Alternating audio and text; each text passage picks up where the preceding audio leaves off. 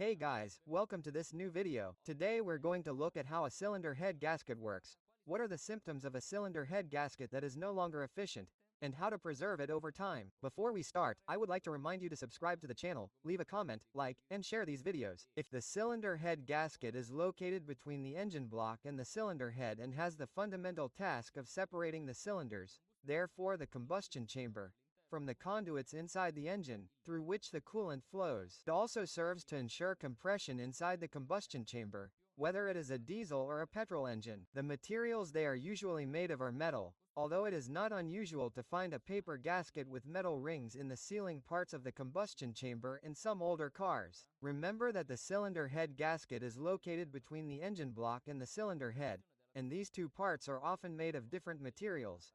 For example, cast iron for the engine block and aluminum for the cylinder head. Since they are two completely different metals, they also have different characteristics in terms of expansion. In fact, metals react to changes in temperature, and we will discover that knowing this is essential to preserve the life of our gasket. When a gasket is worn out or no longer does its job, it is said to be burnt. Burns are created, for example, between one cylinder and the other, or between the cylinders and the channels in which the coolant flows. If the burn occurs between one cylinder and the other, we could have a loss of compression. The moment of compression of one cylinder could cause the inside of the cylinder next to it to bleed. One symptom could be that the engine, for example, limps, that is, that it runs with one less cylinder. On the other hand, if the burn occurs between the cylinder and the coolant channels, we could have an increase in the temperature of the coolant. This is because the gases produced during combustion, the fuel itself, enter the cooling circuit, which leads to boiling and an increase in the temperature of the coolant.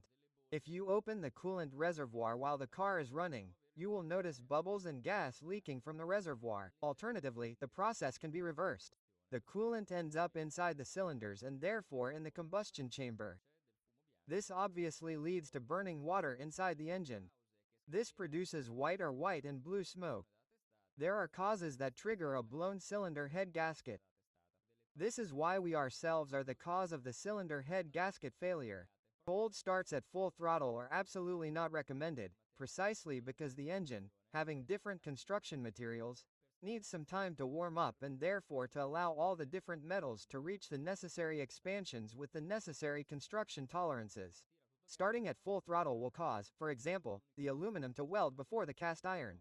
And this accordion effect can only lead in one direction, which is that the gasket in the middle burns out. Also, not listening to your engine when the warning lights come on, or when you keep driving and your car still doesn't run well or is running on 3 cylinders or is grumbling. Continuing to drive with an engine that doesn't run well can lead to serious damage that is very expensive to repair. Another symptom of a blown head gasket is to check the condition of the used oil when changing the oil. In fact, very thin, very liquid oil could be contaminated by water from the coolant. If you've also had to deal with this type of problem, let me know in the comments. Subscribe to the channel if you liked the video and download the manuals at www.manualedidmecanica.it if you're interested in learning more about mechanics. See you next time. Bye.